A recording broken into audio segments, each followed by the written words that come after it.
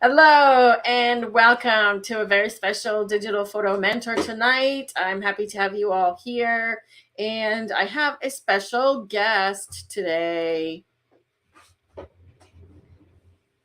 This is actually Rob. he has a face, and usually he's in the man cave in the basement doing all the comments, and he will go back down there eventually and help me do the moderation, but we're doing a special celebration tonight. So I just wanted to share that with you guys because we want to thank you all for making this possible. Yay! We have hit 1 million views on our YouTube channel today, and it will become official with our stats tomorrow, but we are going to celebrate today, and there's a cat bum. So she's celebrating as well. So we have some bubbly. We're actually going to pour. Woo! And we would like to celebrate with you. So we want to thank all of our subscribers here on YouTube. I know this is not a champagne glass, but we don't have any. You have to slide over a little bit this way. I'm going to pour. Thank you to our subscribers on YouTube. Thank you to our email subscribers, our fans who follow us on Facebook, and all of our students in all of our courses, our portrait course, our Lightroom course, Luminar Neo course, who's taken our webinars, Photoshop, HDR, any of the others. Thank you so much for sticking with us, and we have more good things to come in the next year. And we're still going to do some editing tonight, so we just wanted to do a little celebration first. Cheers to all of you. And thank you for watching. Thank you for being regular subscribers and watching the videos. We really, really appreciate it. Cheers. Oh, that's good. It's tasty. If Ugo is watching this, some nice Italian Prosecco, Ugo. Cheers to you. I got to go downstairs, so I'm going to work. He's got to do his job. So we are going to do some photo editing tonight. Let me hop over to Luminar Neo, and we're going to do that.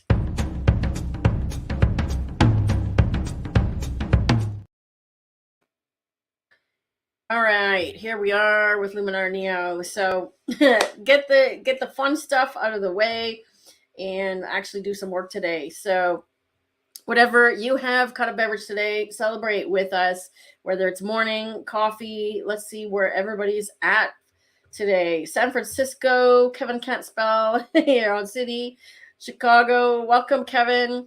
Thanks for joining.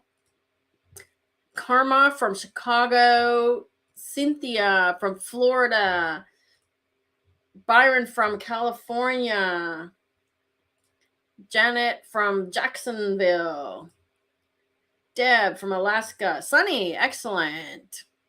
Daniela from Uruguay. I have your images, Daniela. You may recognize them on the screen, and I'm going to work on one today.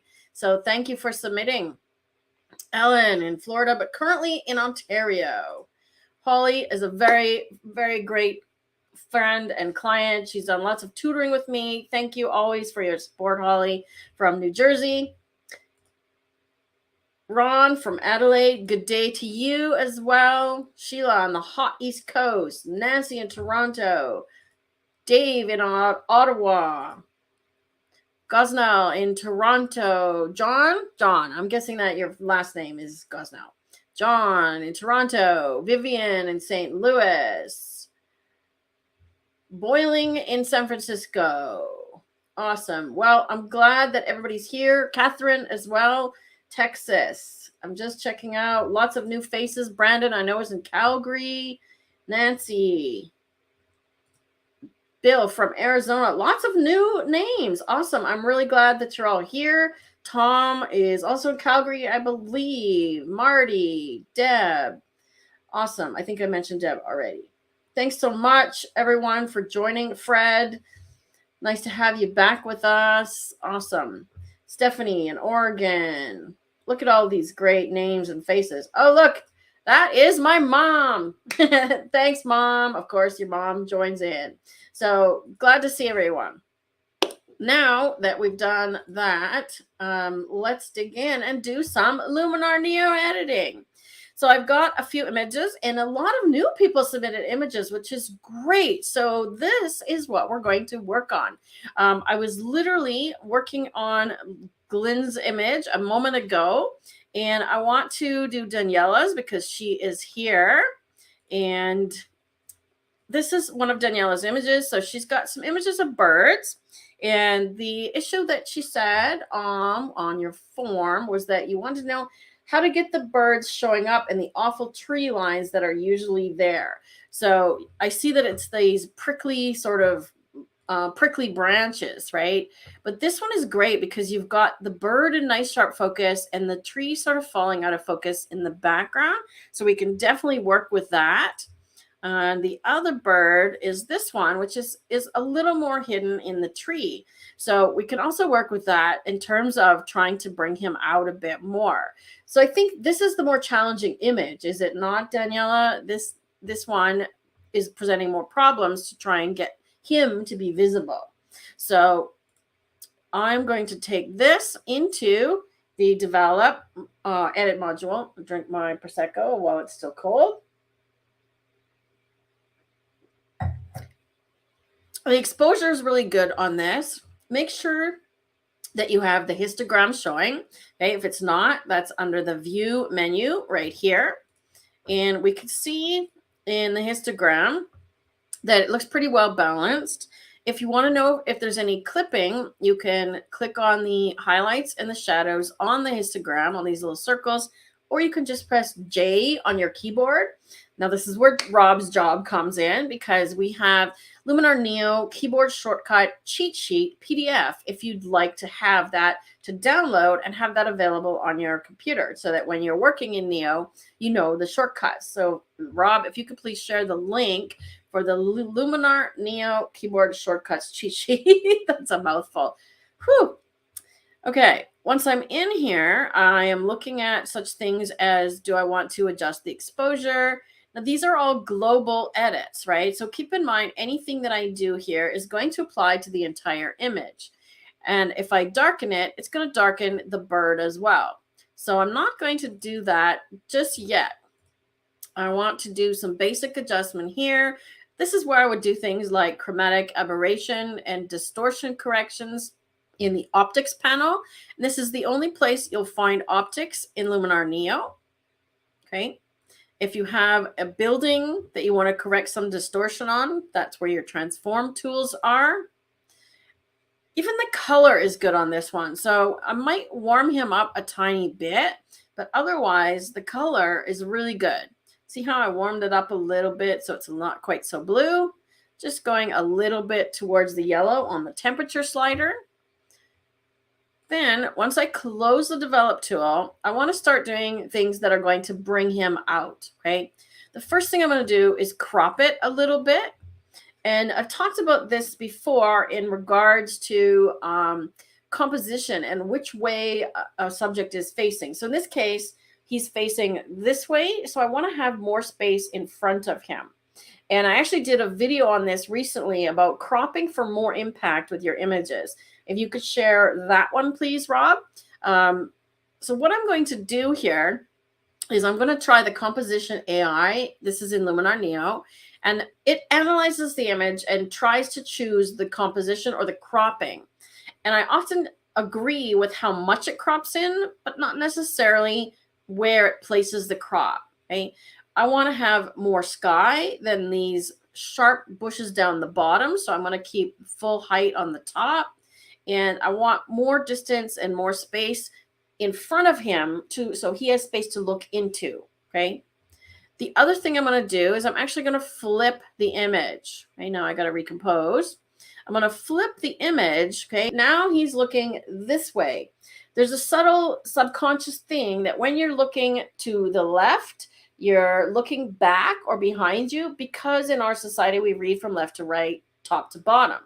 When you're looking this way, you're looking forward. Okay, so it's just a subtle subconscious thing. Okay. So now that I've done the crop, okay, he stands out a little bit more. The next thing I'm going to do is a vignette. So I'm going to darken the edge to bring more attention to him. And I'm going to take it really dark And my trick on this one is lower the feather to 0.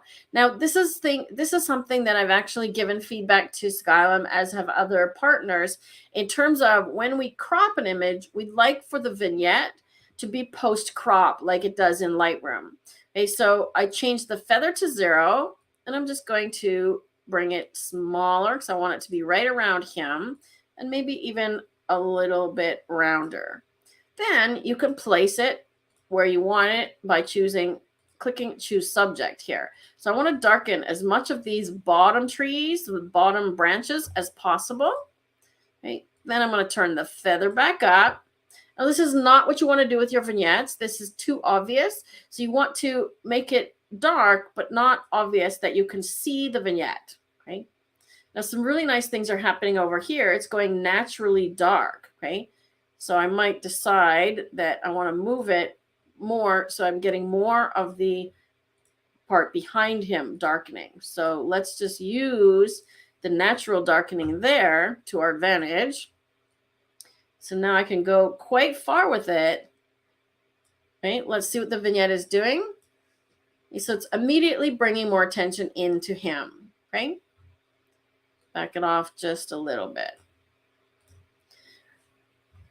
Okay, so whoever has watched this before, she says he's got a long tail. Okay, I see his tail. Yep, I've still got the bottom of his tail in the image. So I'm looking at two monitors here. I do have the bottom of his tail. Yes. So good point. Make sure we don't crop off his tail. Those of you that have watched me before and joined in on lots of the lives, there are 4 things that grab your attention. When you have them in the background, those are not ideal. So let's see if you guys can remember the 4 things, because I'm going to now edit to get rid of some of those. Okay. Anybody remember the 4 things? Tell me in the chat. I'll just leave that on while you guys think about it, and then I'll tell you, I'll put it on the screen. So the next thing I'm going to do is to go do some structure, but I'm actually going to do minus structure. Okay, so minus structure, if I take it all the way just to show you what it does, it adds blur. Okay, so you can see that it's getting getting blurry now.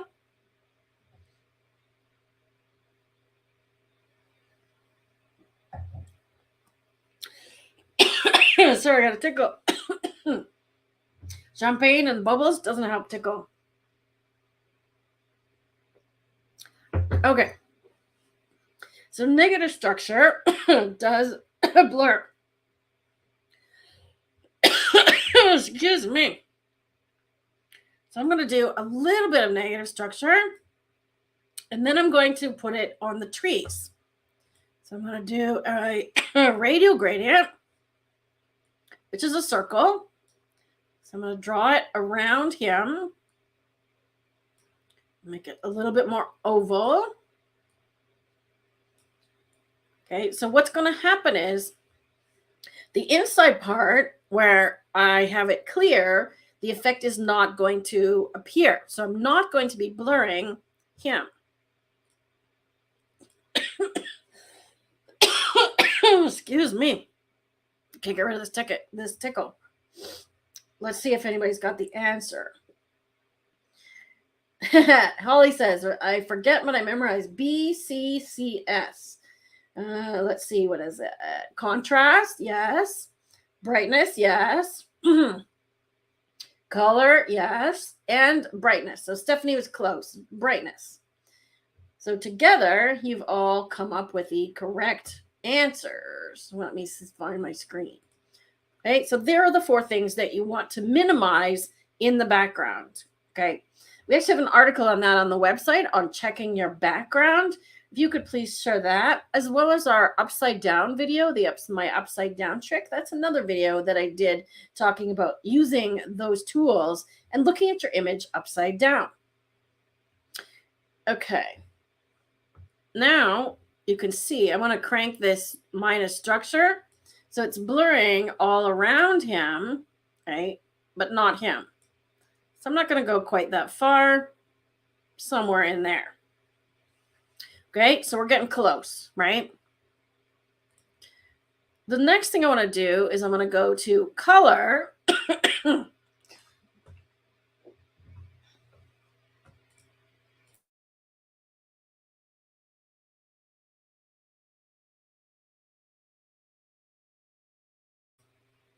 You guys have me all choked up. I'm crying now. Okay, so color and the HSL panel. So I want to go to luminance, which is brightness.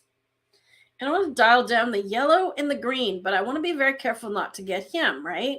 So if I dial down the green, I'm going to grab the slider and the yellow. See how it's bringing those highlights down on the leaves? I don't want to go too far. Is it affecting him, though? A little bit. Now, if it was affecting him, I could just go in with a brush and use the erase tool to make sure that it's not getting him. Okay. And these are all editable. Okay. So this is non-destructive editing. Let's see what this tool is doing. You'll see how it's just darkening the greens a little bit, like so. I think I want to darken yellow more than I want to darken green. Let's brighten the green and darken the yellow. Something like that.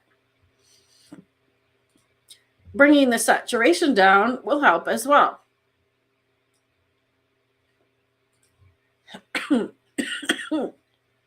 Can't shake this. Let's see the before and after. See that?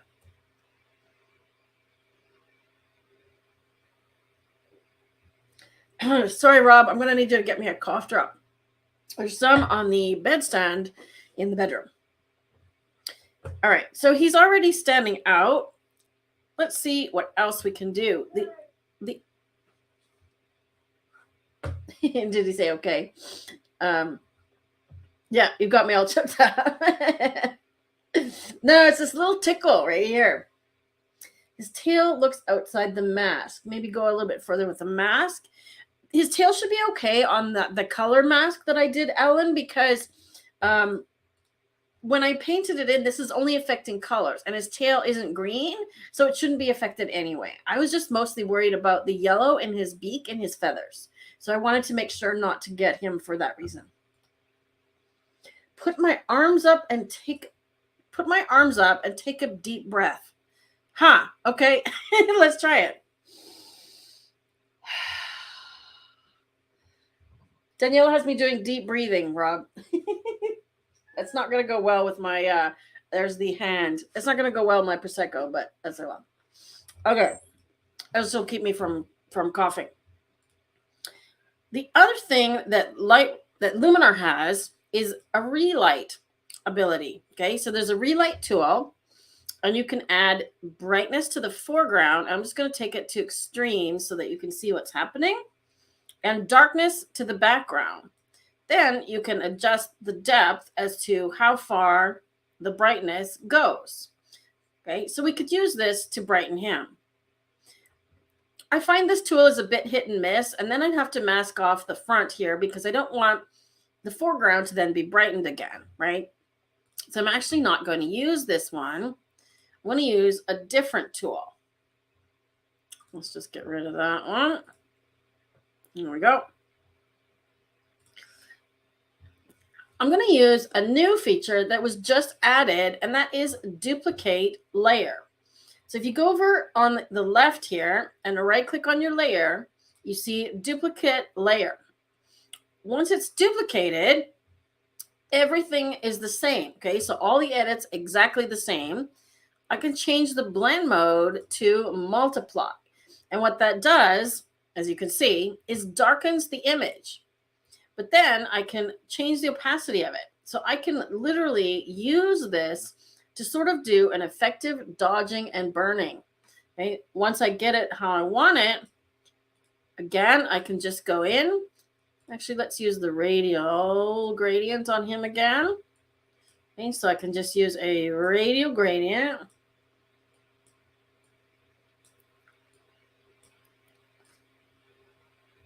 Let me get his tail this time. Make sure I get his tail. Okay. Like so. So he's being masked off. Okay. So where you see the red is where the effect is going to apply. If you want to see the mask, you can go down here and show the mask again. Okay. Now see what that's doing? When it's duplicating this layer, it's also intensifying the blue in the sky. So it's doing some really, really nice things. So I'm just going to apply it. Now let's take a look at the before. He's lost in the bramble of the bushes.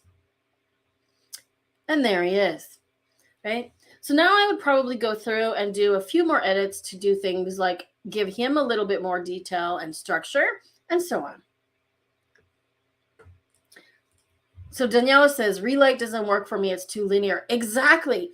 So the relight goes from the foreground to the subject. So it's relighting everybody or everything in between. And I wish it wouldn't light the foreground, right?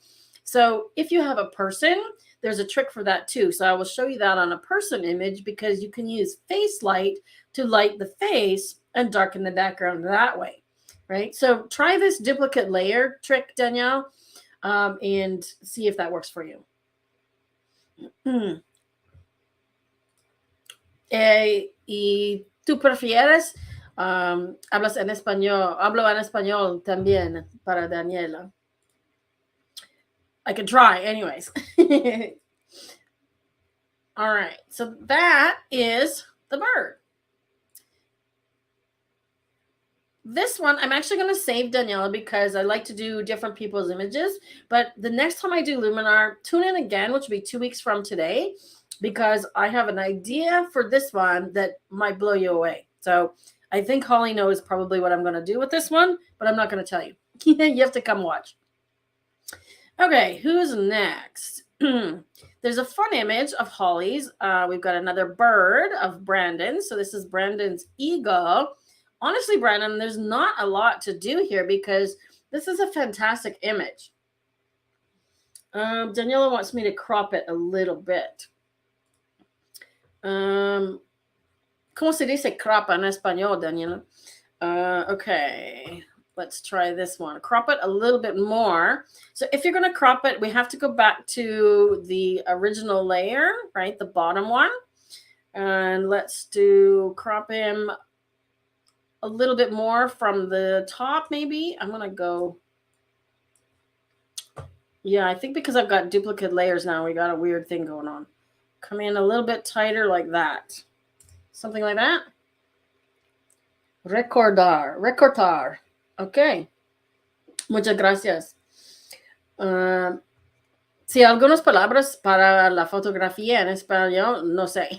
No sé. Lentes. Apertura, that's it.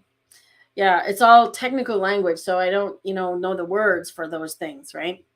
So let's go back to Brandon's eagle. Great shot. Lots of bird photos today and some wildlife. Really great images. Great composition, right? So the thing that I see first is that I want to do a little bit of work on the histogram here, just to kind of spread it out, but I want to crop it first. So the thing the reason I'm going to crop this, he's got all the things that I talked about. He's got space in front of the bird. The bird is off center. But the things that bother me here are this little bit of tree at the bottom and sort of this busyness at the top here. So I'm literally going to just get rid of it, right? So let's see what composition AI suggests. Okay, so I want to make sure I get rid of that stuff at the top and this thing at the bottom. I might give them a little more space up top. And the other thing that does is see how there's a little bit of green sort of captured in the bottom here? By coming in just to this bough of this tree, it's going to simplify the composition as well. Okay, so let's try that. See how much cleaner it is around the edges now? Okay.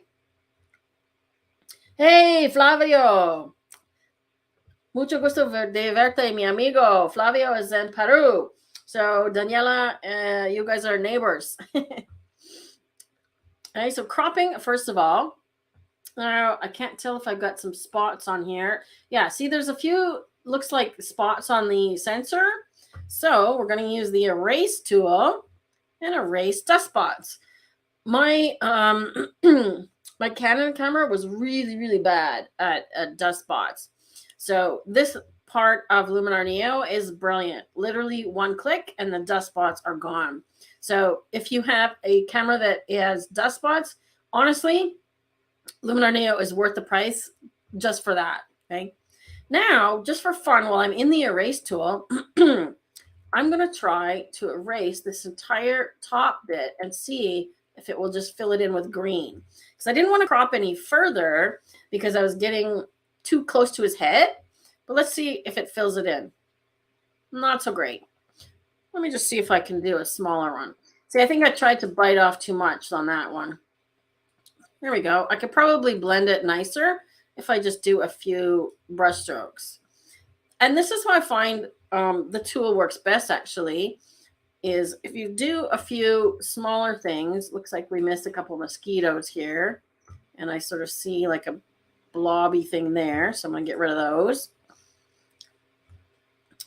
Do it in fewer strokes, like less brush strokes, and just do the erase tool a few more times.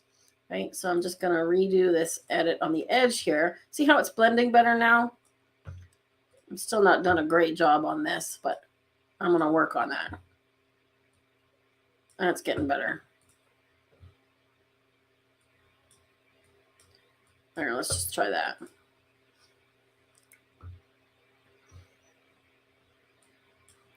That looks pretty good. So it's not perfect, but let's just pretend that I continued doing this and got it to blend a little bit nicer, because I did a really poor job at the beginning. Okay, so I'm going to close that and I can't do it.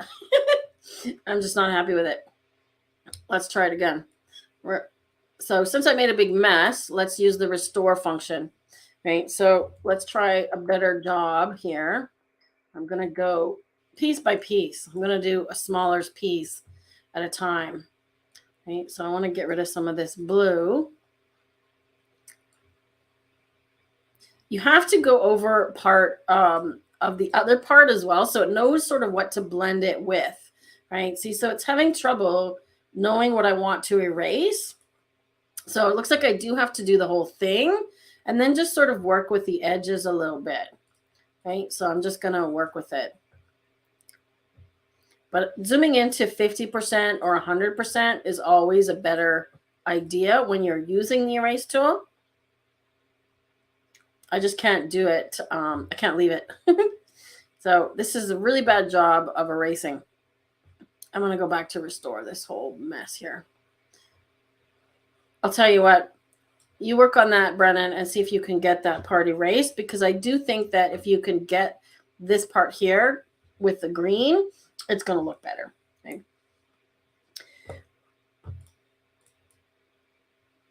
I agree, Daniela. It's still the best program to do that for sure, but I definitely would be able to get this to erase with Luminar. I just don't want to spend 10 minutes on it. Well, I could be demonstrating some other things tonight. So I try to move on as quickly as possible here. But I would be able to do it here as well.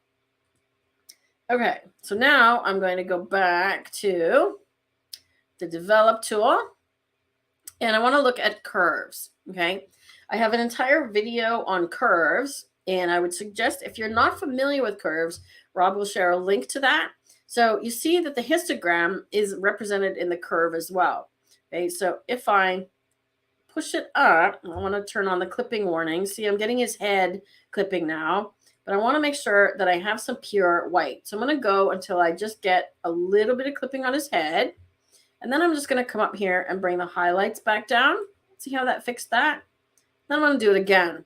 Okay, a little bit more and a little bit more. Back it off just so I'm not getting his head clipping, but it gives me a bit more contrast. Right? We also don't have any black clipping, so I'm going to come in on this side.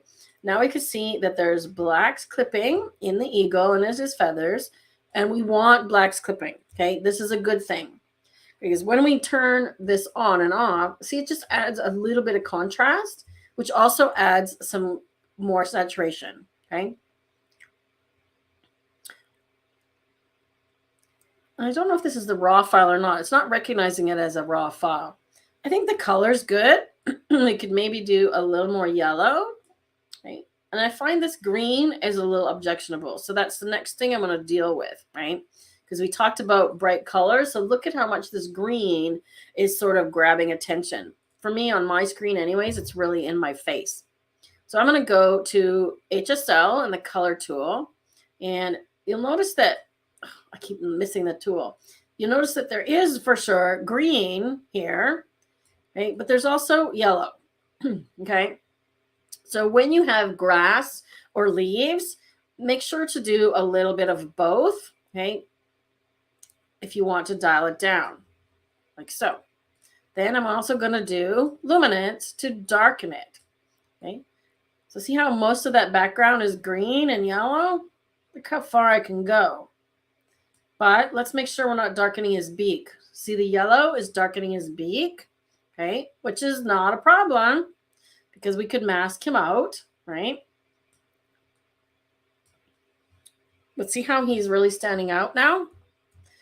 This little sidewalk in the background is sort of bugging me as well. We're certainly getting there, right? Now we could do relight here and see if it works on the background. Okay, let's just light him because he's pretty much on the foreground. So in this case, the relight actually works quite well. See how it is getting him. Let's just make sure it's getting all of him. But it's kind of giving this halo, which I'm not crazy about. Let's just take it down a little bit, right? Make sure we de-halo. Maybe that will help. That's better. So in this case, relight actually does pretty well. And we haven't done a vignette yet. Okay, so let's do vignette. Same trick. Dark, feather to 0. Let's bring it in. Oops, feather to 0. And I want to just get this vignette around him. Something like that. Feather up. And of course, this is not what you want to do with your vignettes. Okay, so this is in the don't do this category. You don't want a vignette that looks like this. Okay, so if you could see your vignette, then you've either gone too far or it needs to be feathered a bit more. So I'm playing with the amount and the size. Okay. And he's looking pretty good. Okay. Now I'm going to use details. So instead of structure, let's try them both. Okay. I want to really give him some structure because there's some beautiful detail here, or we can bring out some beautiful detail in him. And I see if we're looking, his eye and maybe a little bit of him could have some extra sharpening. So we'll do that with a details panel. So let's bring the structure up a little bit. Take the sliders all the way to see what it does. Okay. So it's definitely doing a nice job on him. And the one thing that I wish that this had in terms of AI masking is animals. It doesn't currently find animals, right? Let me just get rid of my cough drop for a moment here. So when I'm doing AI masking, if I choose AI, it doesn't find animals, okay? So I'm just going to use a brush and paint this into him. Okay, so I'm using a fairly high brush opacity, and I'm going to zoom in so I can just see where he's at. And paint this structure into him, okay? So we should be able to see the mask. There we go. So I just want to give his feathers a little bit of detail.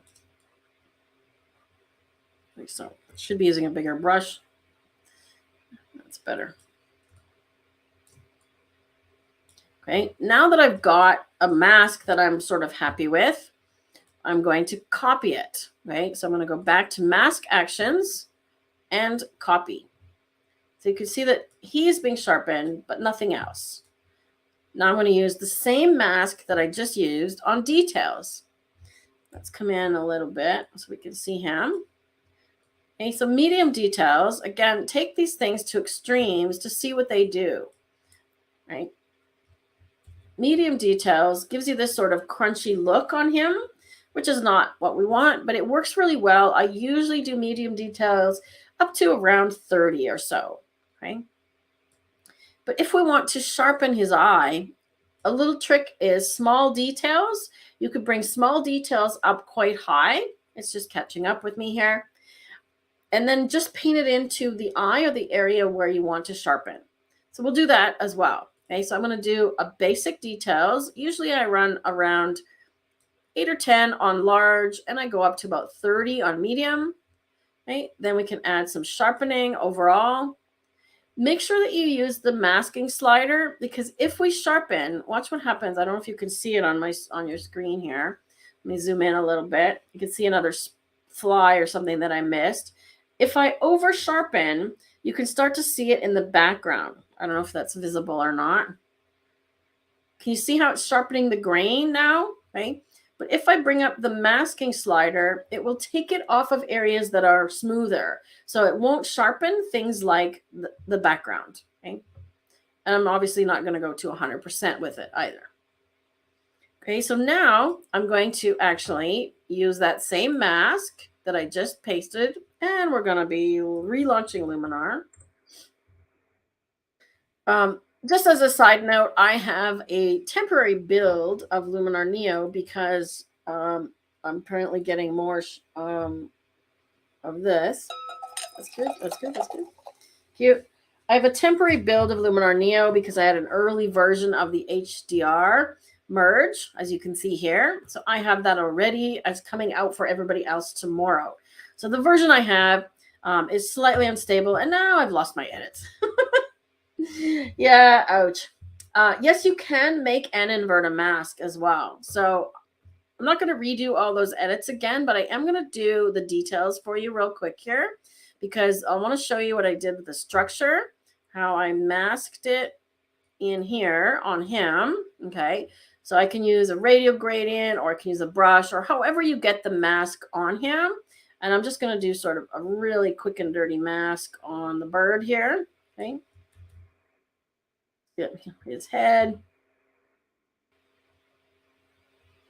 Okay, so I'm masking mostly to him. Okay, and I'm going to copy it.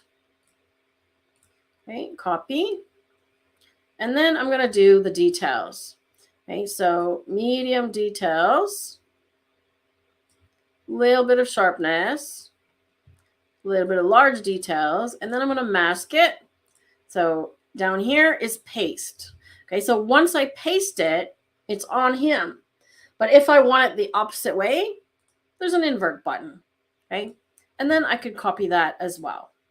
Okay, so now that I've applied that on him, I can do details again, but this time I want to do small details, and I'm just going to paint it in to get his eye.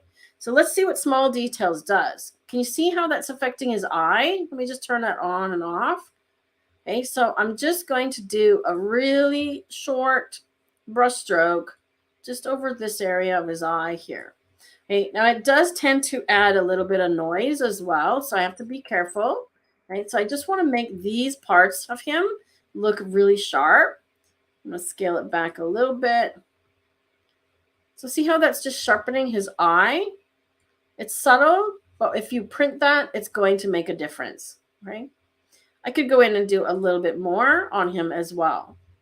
But let's do the trick again with a duplicate layer, because this is something that people who use Photoshop use a lot, let me tell you. Okay? And I was very happy to see duplicate layer, because now we've got multiply.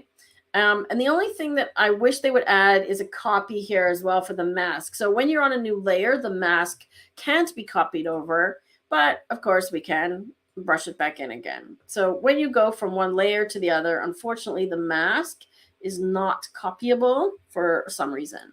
Okay, so I'm doing a really bad job of masking here, but I'm going to scale this back. Okay, so I'm going to scale this down.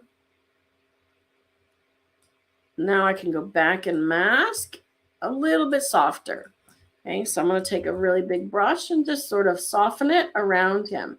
Okay, so see how I lowered the strength?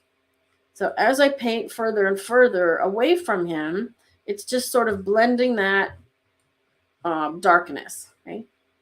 Now I'm going to go back in here and lower it again. So just another trick for darkening your background. Fun fact, bald eagles are not bald. No, he is certainly not bald. However, Rob was just here, so he is. All right, let's change to a different subject. I've got one of Holly's images, and I also have this one here, which is really cool. So let's do something completely different. We have this little flower in the window that Holly took. So this is really cool. Tell us where you took this picture, Holly. That's kind of cool. All right, let me see. Rob says it's official. We've got notice from YouTube that we have cracked 1 million views. So now I'm going to have a sip. I wish there was a clapping emoji or something on YouTube. So the first thing I want to do with this one before I do anything, even develop raw, is crop this one. And I'm waiting to hear where Holly took this one. Greetings from Singapore. Stephen, welcome. Funny story, Stephen, is somebody on Facebook that I know today was doing a informal, Facebook survey. And they said, what food from the world do you miss? And I said, okay, this is for you, Stephen, Singapore laksa from Katong. I've had laksa in many places, doesn't compare. So I would love to visit Singapore again. I've been there twice. Absolutely love your city. All right, so cropping, because I want to get this frame. And I debated sort of making it even so that there's the same amount of blue on all sides, or at least on the left and the right. So it is sort of centered, right? Because we're looking through a window, so let's make it even, right?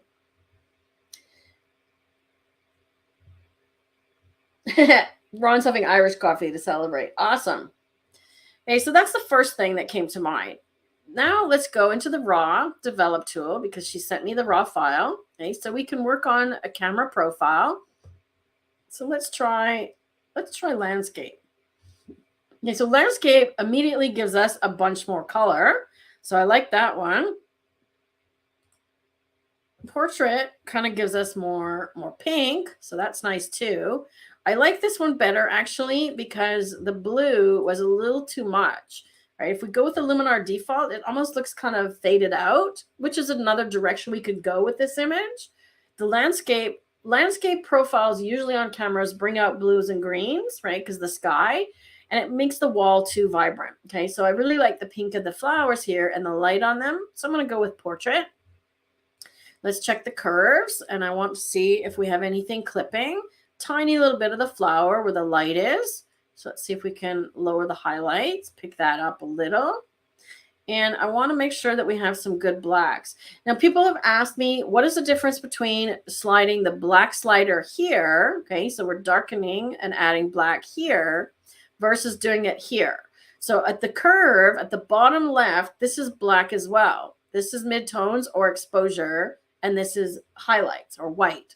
So you can move the blacks here, okay? So let me just turn off the clipping warnings for a minute. So that's as far as I can go with the black slider, okay? Let me undo that. But watch how far I can go with this. Kind of a lot farther, right?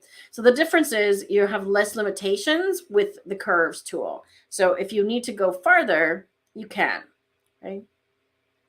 So I like that, giving it a little bit more depth and color. So right off the bat, we're getting some more punch, right? Another one of my favorite tools I'm going to go to is this one up here, because I've saved it in my favorites, okay? So if you're wondering how I've got these ones up at the top here, you can literally save your favorites by right-clicking them and choosing Add to Favorites, okay? So if I remove that one, it's all the way at the bottom under the Professional Tools. So I like that one, and I use it a lot. So I'll just right-click it and Add to Favorites. Okay? Now it disappears from the bottom, and it's up here. And those of you that know me know that Mystical is also my favorite, and it's probably going to get on this image, Holly. Okay, so under Color Harmony, this section here does wonders to a lot of things when you have an image like this that has opposite or complementary colors. So blue and yellow, green and pink are opposite on the color wheel. So watch what happens when I drag this slider up, okay? It starts to add color contrast. Then as I change the hue slider, it changes which color is brighter and more contrasty.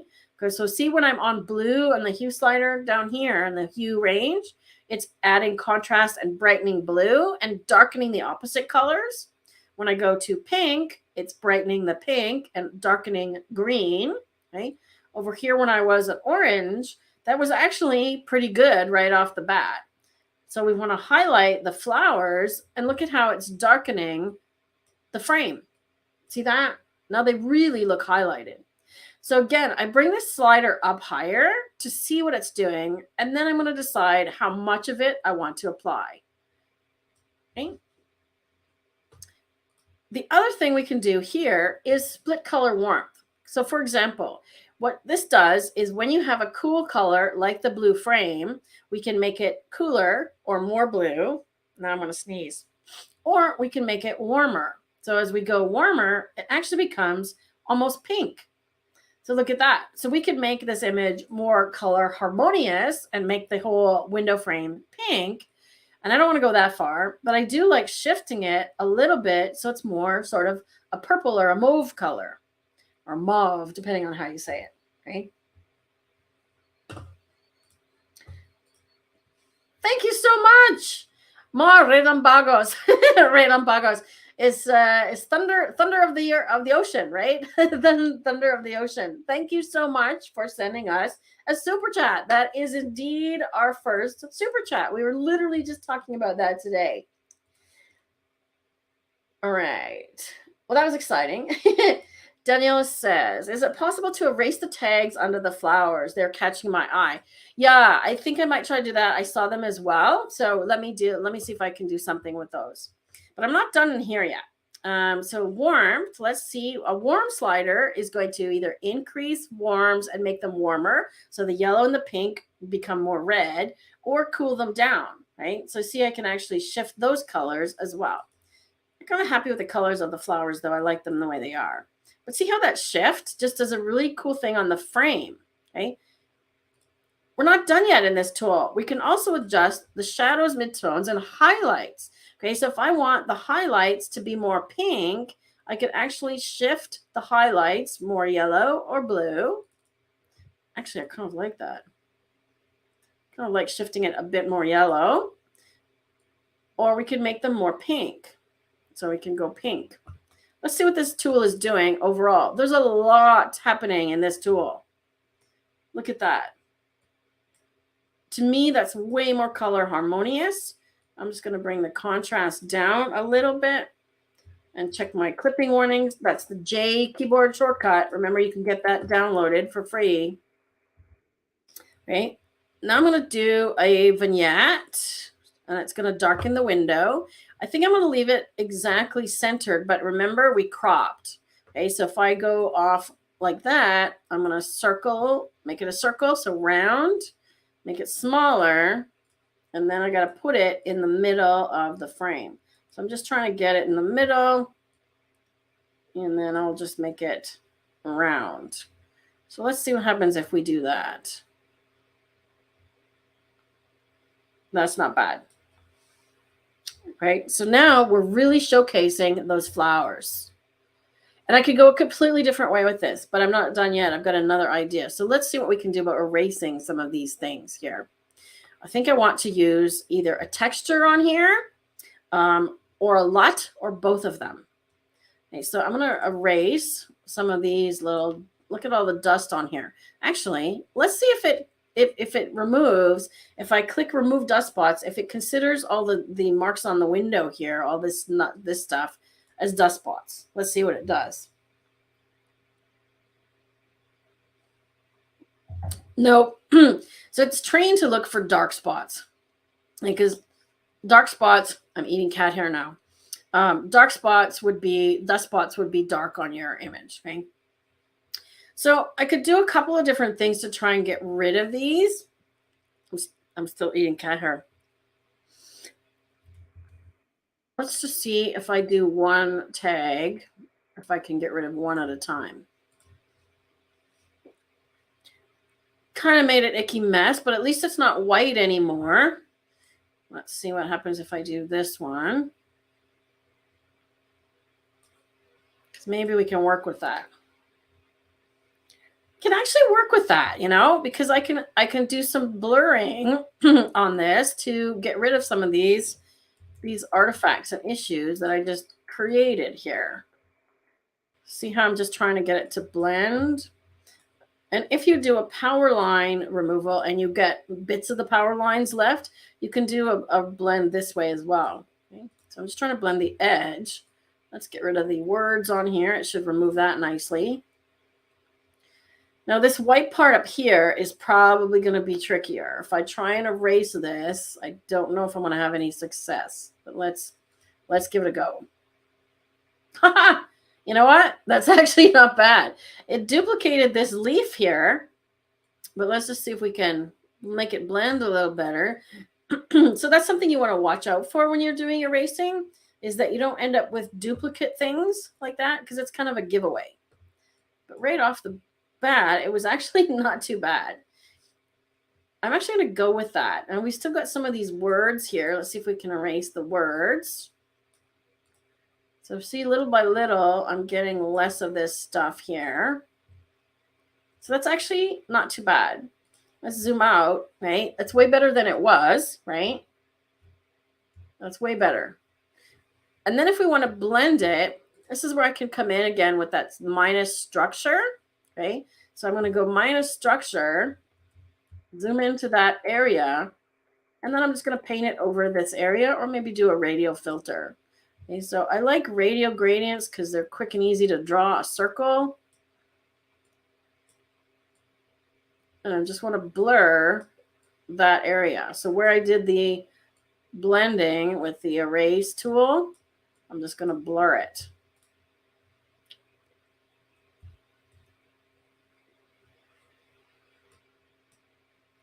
Oops, I got it backwards. See that? I did it backwards. So I'm blurring everything else. Let me invert. Okay, so now it's just blurring that. And I have a feeling I'm going to have to erase it from the window. So I want to just make sure I don't get the window blurring. Just like that. Okay, so let's zoom in again. See what it's doing. So see how it's got some artifacts there and it doesn't look perfect? But just doing that minus structure, blur it out, gone, piece of cake. Okay, now I'm going to use mood, which is a lot. And we have more freebies for you. Lots of freebies for you today. Everybody has lots of freebies. I have created some contact sheets for the default LUTs that come with Luminar Neo. Because when you open the LUTs, you don't get a preview. I know that's something they said that is coming. So when you hover over it, you'll be able to do a preview, right? But we've created a preset or a little cheat sheet for that as well. So if you want to share that. Am I missing any questions, Rob? Let's see. If you adjust the clipping warnings and develop raw, but then need to adjust it more because of the effect, would you go back to develop raw or add a second one? In that case, Holly, I would probably add a second one, because if I go back to the other one, all the edits above it sort of get hidden, right? So you can't see it all at the same time. Great question. I would add a second one. Yes.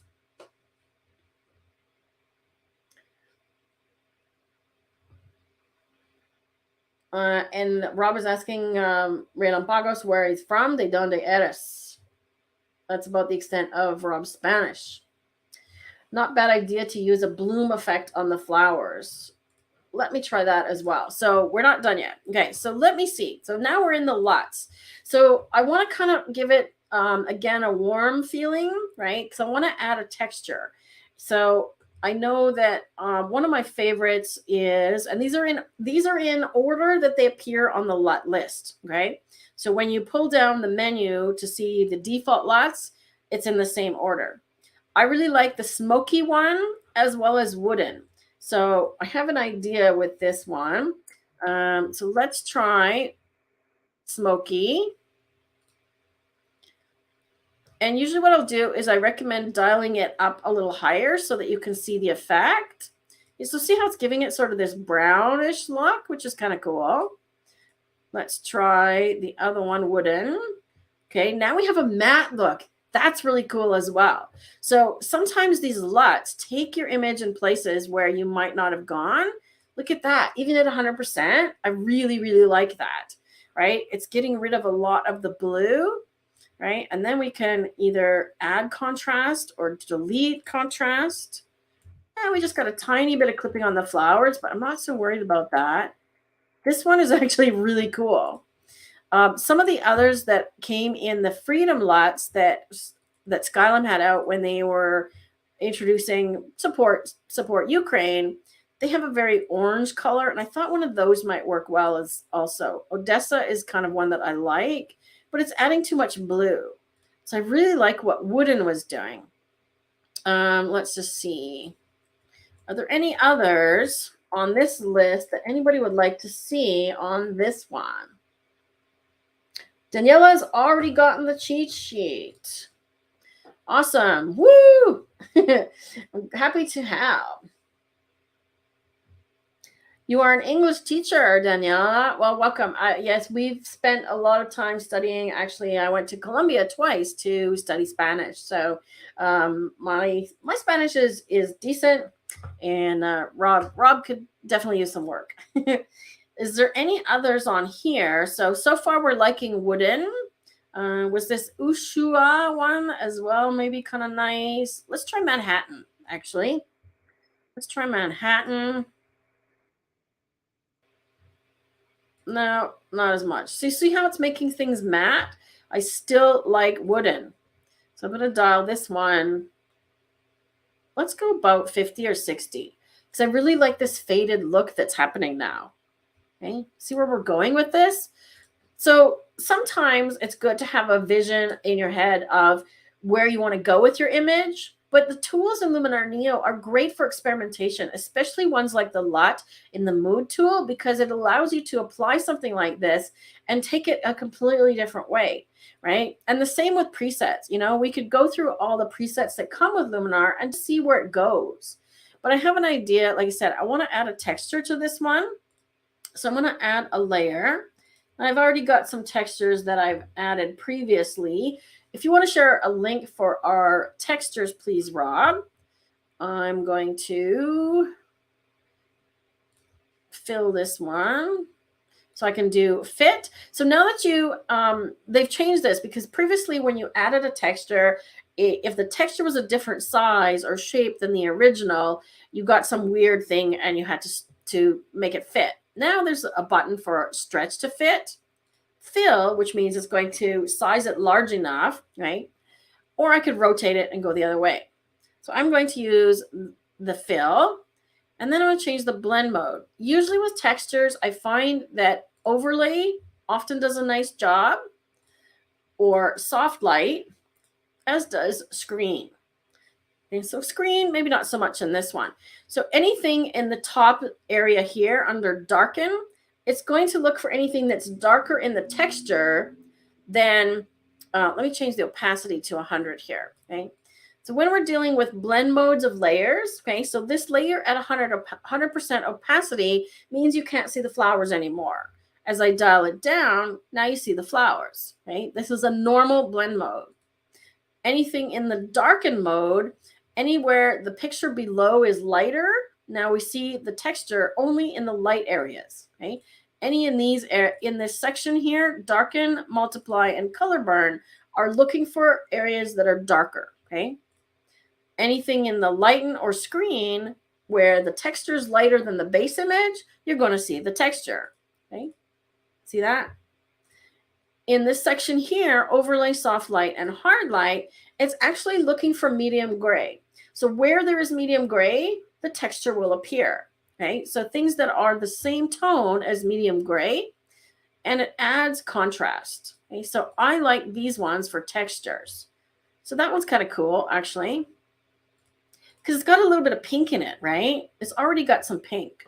So let's go with something like that because it just adds this nice little ancient feel to it, right? And I'm going to call that one done, Holly. So I've taken your little, it looks like the flower pot in a shop window or something.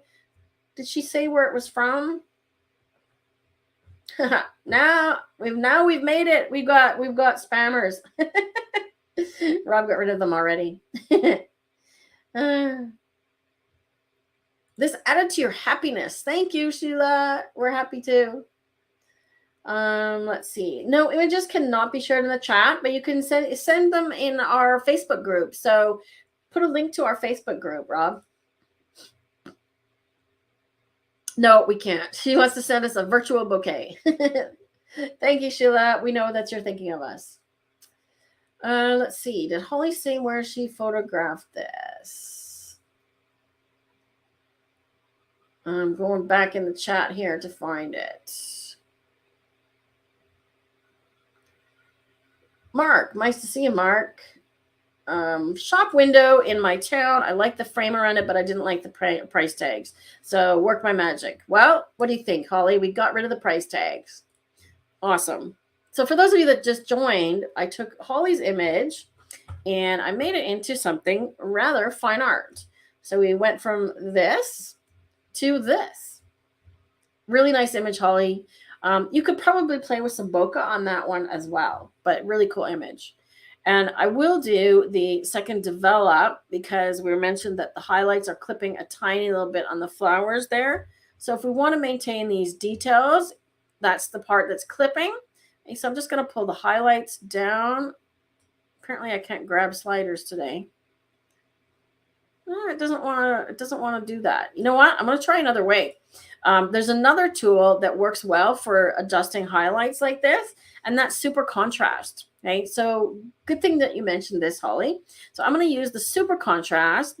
So when you bring the highlight contrast slider up, the balance allows you to darken or lighten the highlights. Right, so see that? It's still not getting that clipping. I may have to go back and dial the whites back a little bit on the original Develop Raw. So let's go all the way back here. And did I do?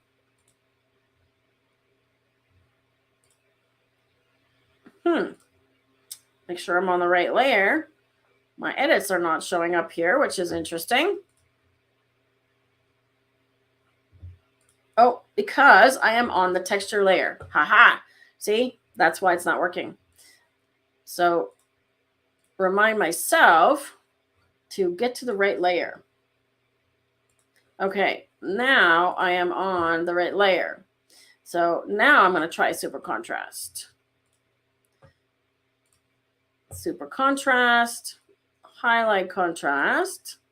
Now I can darken. Okay, so see how that, if I use the highlights balance to the left, it brightens the highlights and I get more clipping. I'm pointing at my screen. And to the right, darkens.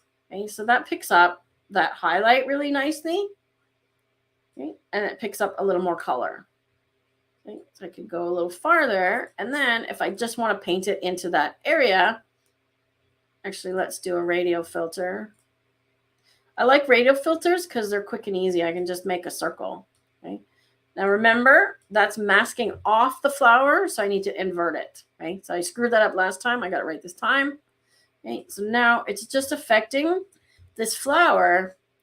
Aha. But see how it's adjusting the contrast as well. So it's really changing the color of the whole flower. So let me just go and redo the brush. I'm going to clear the mask. And I'm just going to paint it in. Whenever you paint, I always recommend a lower opacity and just paint a little at a time. Okay, so I'm just going to go around these highlights of these edges here. Let's get this part. Do we have all the clippings? A little bit more. Seems to really brought out more yellow here as well. Now we've got most of the clippings. Okay. So super contrast did a nice job on the highlights there. Finished. Now, if you wanted to take this to the next level, you could actually mask off the texture off of the window so that it's only sort of on that background bit. Or you could apply a different texture using a different layer. So mask it off the window on one layer and put a different texture on the window with a different layer. Okay. So I'll leave that with you, Holly, to play with. Should have gotten your frame straight. Yeah, I mean, we could go into the develop tool and do some straightening, but I'm not, again, perfectly having it perfectly straight this way and this way. This is, to me, an art image, and I'm not overly concerned with having straight lines, right? Art is subjective. Okay. I want to do one more image today. We haven't done a portrait. I've got this image, which is Richard's. Is Richard here? Richard, are you here? So we haven't done any portraits because he asked about, Richard's question was about how to get images or edits from one image to the other or batch process the edits. Okay, so let me read his question here. I just have to find it. What is the best additional software to use in addition to Photoshop to batch process effects on many photos at once? The answer is it depends. You can do that with many different softwares. You can do batch processing in Lightroom. You can do batch processing with Bridge using Photoshop Actions or Droplets. You can also do batch processing with Luminar in a way, right? You can create these presets and then apply them on different images. So let's just do an example here because I actually happen to have a couple of portrait presets that I've already made because I was doing some portrait editing the other day. Okay, so I did one called Basic Portrait. And when I click on it, it's going to apply the edits that I did, and then they'll be fully editable. Okay, you can also sync. No, I don't want to rename it. You can also sync your edits, right? I'm waiting for it to apply. Okay, so you see it popped in there. So let me try that one or this one. I made a couple of different ones because I was editing photos of my friend Robin. Okay. Rob is checking the 404 on the page. Okay, so there was a slight difference there. You see I changed our eye color, I think, on that one. So I'm going to go back with a basic portrait. And then once it's applied, I'm going to go into edit. Okay, so you can see there's 4 edits that have been applied. Okay, so develop raw. I think I probably did some adjustments in here in terms of optics. If I didn't, I will. Okay, so it always adds develop raw first, even if you didn't add develop raw. Okay, I'm actually going to give it a little bit of smart contrast here to boost the contrast. And while we're here, let's just check the histogram. So the trick with the histogram is it disappears when you go to the edit panel. So that's why I use that J key for making sure that I don't have any clipping. Okay. So I'm bringing the whites in at the bottom to make sure that I'm not clipping. And then I'm just going to come in a bit on the black. Okay. I've talked about this a lot. As long as you have black clipping or touching the edge of your graph, you'll get more rich and intense colors as well. So you don't need to touch the saturation slider. Okay, see what I've done in the Face AI tool. So I did a face light trick. Okay, so this is one of my little tricks. I actually have a video about this where if you add the face light slider and then darken the overall adjustment, exposure adjustment, you can actually do a custom vignette based on the face, right? It's not catching up with me here. There we go.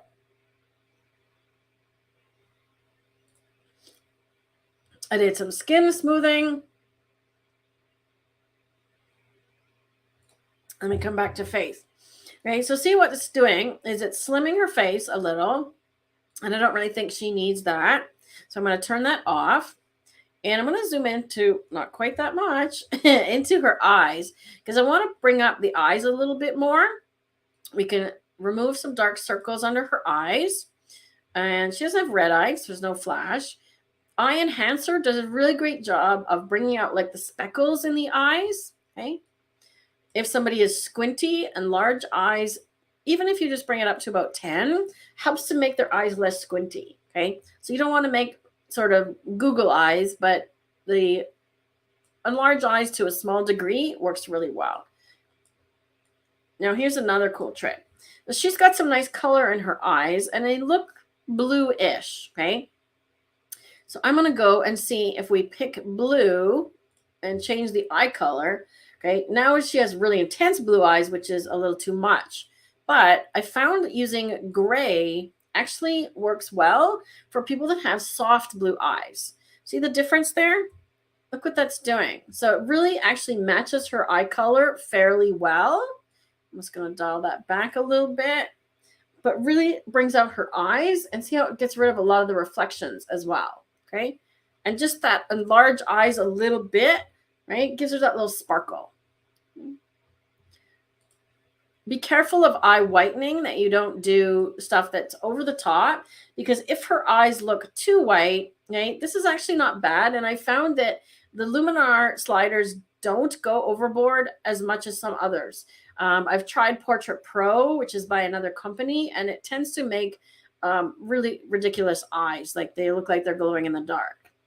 Same with teeth whitening. You want to be careful that you don't go too far. So when we're zoomed in like this, it might look okay. So I'm just going to go full on with eye whitening and teeth whitening, and then I'm going to zoom out. Okay.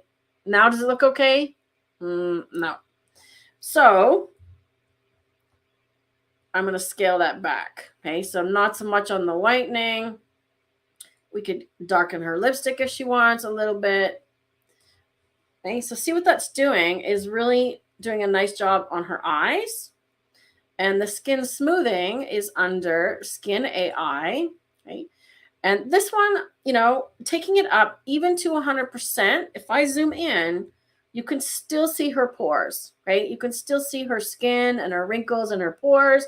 They're just softened a bit, okay? And that's what I really, really like about the Luminar Neo editing, is that when you go to do the skin smoothing, it doesn't make plastic people, right? So I'm going to scale it back just a little bit, but otherwise it's done a really fantastic job on her. Okay. Glow, Orton Effects is one that I use on almost all my portraits. And again, I'm just going to come into 25% here. So see what this one is doing. Glow softens everything. So as well as softening the skin, it just softens everything else, right? So lenses and digital cameras, we have so many megapixels, but it makes actually portraits unflattering because we have so much detail that the face is so detailed that it's just not pretty, right? So I use Orton Effects Soft, and I find that you do have to bring the brightness down. Again, this was all part of the preset that I dialed in, okay? So we're still editing the settings from my preset. I haven't done anything else except tweak it, okay? Now I'm going to go to develop, because you'll notice that I lightened her face with the face light slider. I'm going to darken the whole thing just a little bit. Okay. So now I'm bringing her skin tone sort of back in line. I want to darken her shirt as well. Okay. But highlights is going to affect her too much. So we'll go into the color panel. But let me go a little farther with this one to show you what's possible. So I'm going to go to -1 exposure. Now she's a little dark, right? Her face is too dark. But once I apply it, if I go back here, actually, I'm going to do face light again. I find that if I do one and then the other, I'm going to go back to face light and just dial it up until her face is the right density. So see the combination of less exposure everywhere and face light. It's like you've basically taken her face and added a flash to it, right? So the combination of those two things is like a custom vignette. See that? And I haven't even done a vignette yet. So the only other thing I would do here, now if you want to save something as a preset, this is a good place to stop, okay? I'm going to add a vignette, and I'm just going to darken this down. So do my usual thing. Get it in position how I want it. Right. So I want to make this as generic as possible so that when I take this preset, it's going to apply on other images well, okay? So obviously I need to feather this, okay? And then just dial it back a tiny bit. Okay, so now see the overall, right, before and after, okay? Now I'm going to save this as a preset. So I'm going to save it. You just go to the bottom here under Actions. If you don't see this panel, you can go to View and then make sure it says Show Photo Actions panel. So save as preset, and it will take you to the preset section. And I'm going to call it Vertical Headshot because it's really a close-up, okay? And the vignette that I did is designed to fit on a really nice vertical headshot. And you see now I can go in and do things additional to this one that I might need to mask, okay? So try to not save anything that you need to mask into your presets. There's a tip. So I'm going to go Luminance, Blue. There we go. See how that's toning? Look, she's got blue in her hair. Okay, so I don't want to tone it down too much, but I can also mask it off her hair. So I want to darken that blouse, right? I want to darken the blouse, but I don't want to darken her hair. Maybe I do. I mean, if she's got gray roots or something, she actually might appreciate me toning that down a little bit. See that? So all of those things are designed to really bring the face out, right? Now, once we've done that, like I said, so back to his question about batch processing, let me go in here and just find some portraits. I've got some images that I was working on in the Luminar Neo course. So I've got some stock images that I downloaded. Let's find a vertical portrait. Now, a lot of these I've done some crazy editing on. So, okay, so here's a vertical portrait. Let's try it on this one. So I'm going to go to the preset and just click on it. And let's see what happens. Now, this is an already edited stock image, so she's got perfect smooth skin already. But let's see what this preset is doing for us. Give it a moment.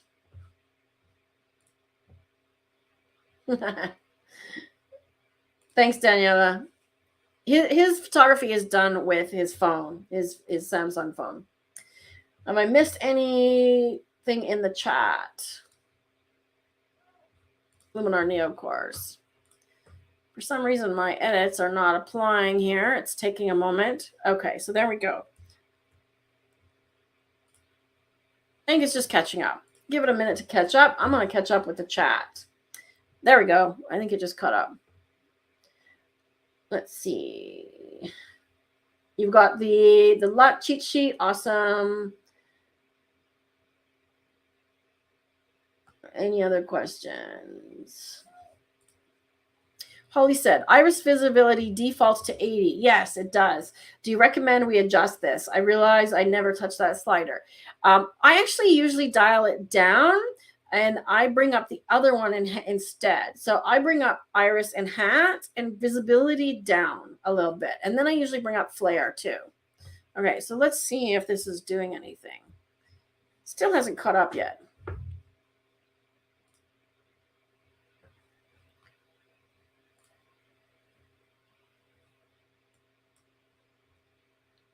I'm taxing my computer a great deal here. I'm going to close a few programs. So when I'm online like this, I'm broadcasting, I'm using broadcasting software, plus I'm trying to use my Luminar Neo, and my computer is telling me that it's tired is what it's doing. Let me just close out a few things here. I can close the PDF out. There we go. I'm going to come back to this one. Let me see if I can apply this to another image. This is actually one that I did a background change on. I've got a full article on how to do a background change, but I want to see what happens if I apply this in here. So see, I've changed the background here. So I can actually remove that. But look at the great job it did on this background replacement with the amount of hair and the detail around her hair. So I was actually really, really, really impressed with this one. So I removed the background. Let me go back here. So layer properties. I removed the background. I'm going to set it back to, oops. now she's gone. Let me do that preset now. Okay, now let's try the preset. So I basically reset this image. I want to see what happens if we do this preset. Apparently my preset is not working for me.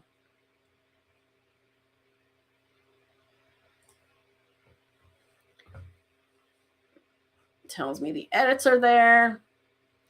While I'm going through this, is there any other question? Charles wants to know, do I have LUT instruction on my YouTube channel? That's a good question, Charles. I don't think I do. And now my preset is applied, so that's good. Oh, Rob is saying that I do, and he's going to provide you a link. So there you go. Yes, I do have a LUT instruction. You're right. We did the LUT cheat sheet, and then I showed how to use it. Okay, so now you can see that the preset is applied, and it's done some cool things. It's done some blurring and stuff, and definitely lightened her face. I think the only thing that I would need to adjust here is perhaps the vignette, because it's not on her face, right? She's not in the center. So let's just make that a little bit more appropriate for this image, right? And I'm going to dial it back a little bit. And this image actually might work well with a light vignette to give her more of a light feeling, right? So more of a high key. So the only thing that I needed to do to change really was a vignette, okay? So see how much that brought out her face? And I think I'm going to just lighten that a little bit because we went to extremes on this one to just demonstrate. So I'm going to scale that back a little bit. There we go. See that? So that is one way that you can do batch processing. You can also select multiple images. Let's just choose this one, this one. Let's see the one that I just synced. My thumbnail's not updating, but you'll see it in a moment. Let's do this one and this one. So as long as you have the image that you want selected as your main one, you'll see the blue outline around it here. Let me just make my thumbnails bigger. I'm going to hide this thing over here. This is new as well. When you get your new update for Luminar Neo tomorrow, this side panel is now, you can hide it and show it. And that's where the HDR merge will show up, as well as your EXIF data now, instead of in this bottom corner. So if you want things to apply to multiple images, just select them. So I'm just going to select a few vertical portraits that I have here. Let's just do those 3. And as long as the one that you want to pull from is got a blue outline around it, you can go adjustments, sync. Okay, so it's going to take the adjustments that I just did from that image over to the others. Okay, now again, it's going to be needing the vignette corrected because she's off-centered to the side here and the others are not. Okay, that's going to take a minute to apply.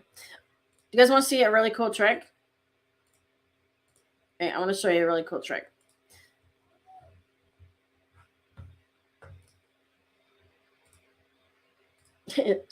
Okay. I'm going to show you the trick. I'm going to show you the trick.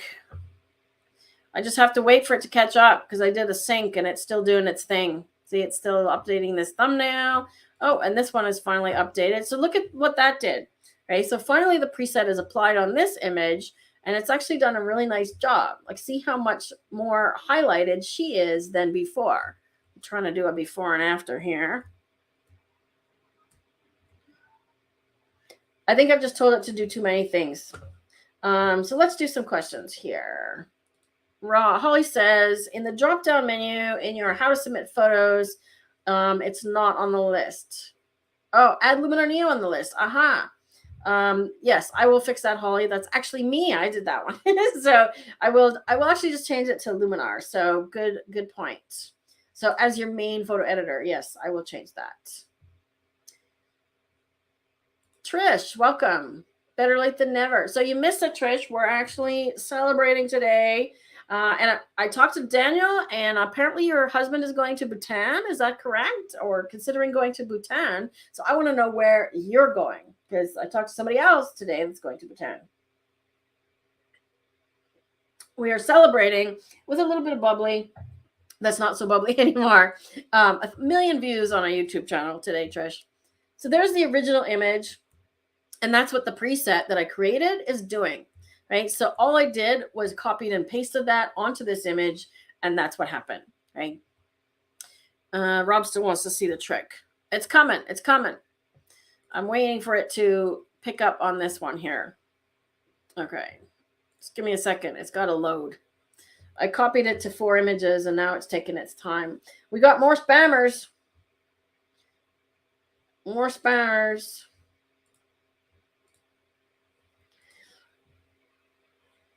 Question.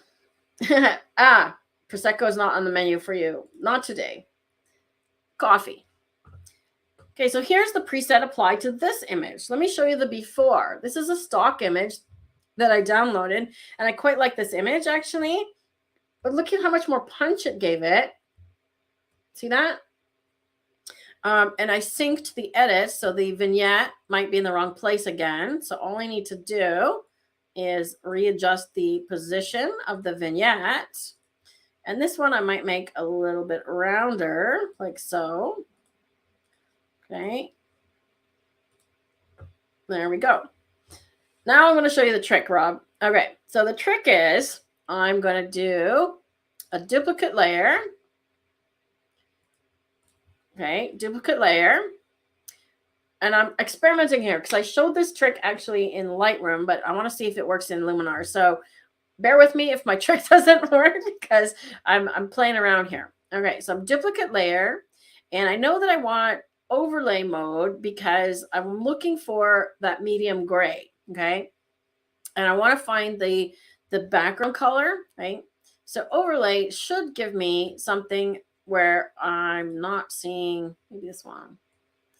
Should give me something where I'm just seeing this background color. But look at what a great job that does for, like, it literally doubled the effect, right? Look at how much more contrast she has, right?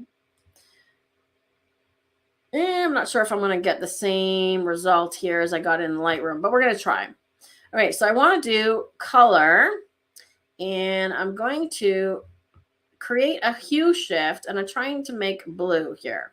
So we're going to see this whole thing shift purple in a second because I'm trying to change the background color. And I might have to experiment with this one a little bit more. No, I think I need to experiment. Oh, no, don't pour it in here because this is not bubbly anymore. I want to start from bubbly again. Yeah, there's the ball. Don't pour me anymore. Don't pour me anymore.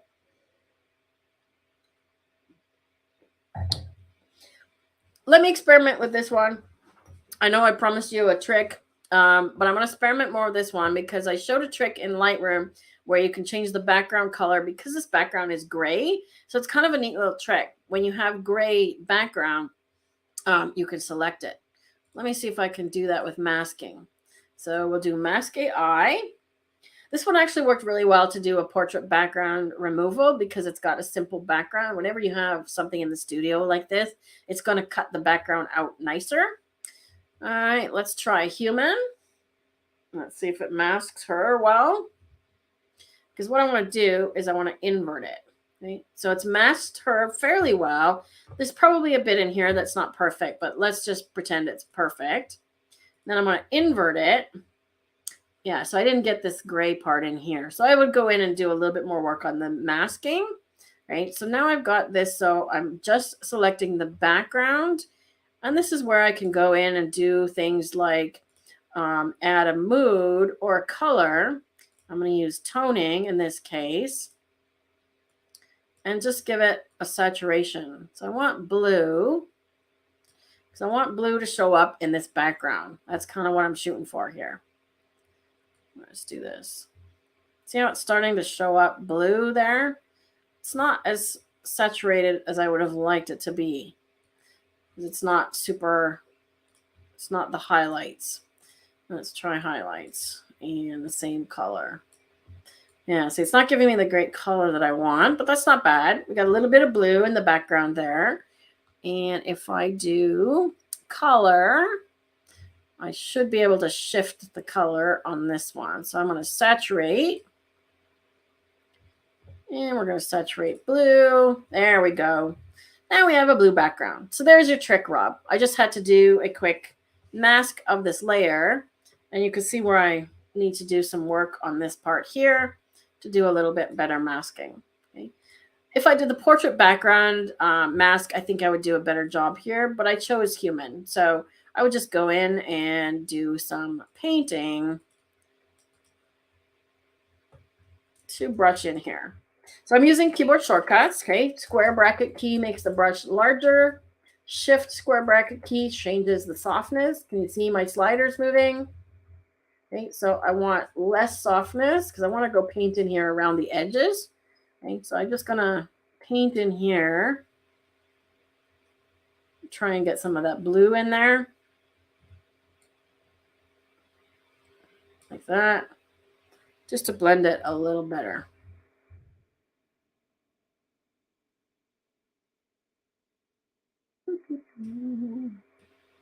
Again, I'm not doing a great job of this, but now you can see the blue, okay?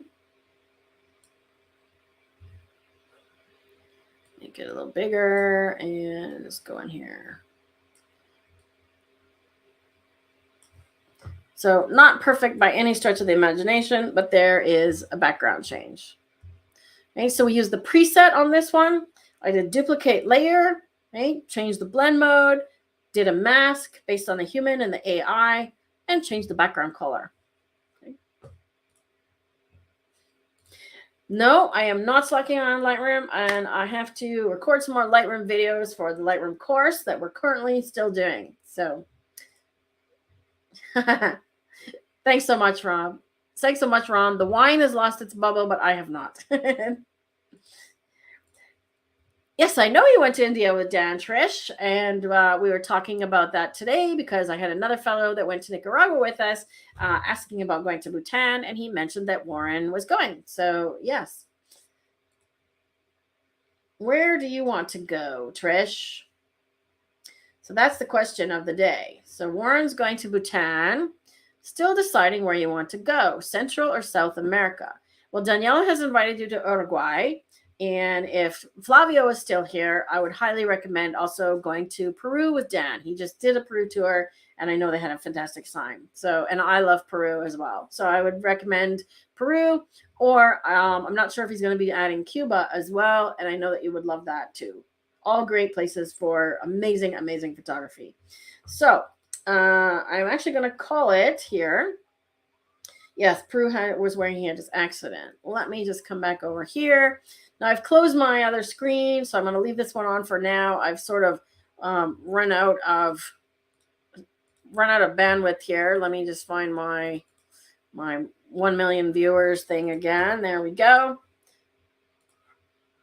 So I want to thank everybody for joining us for this special occasion, and I think I hope you got a lot out of today's editing as well. We had some really cool images, and keep submitting them because the images that you guys sent this week were fantastic. And the more that you send, the more that I can choose from. And I'm going to do, your other one, Daniela, and a few of the others as well.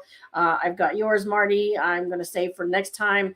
I have these grand aspirations of doing, 7 or 8 images each time, and then I spend a half an hour on one.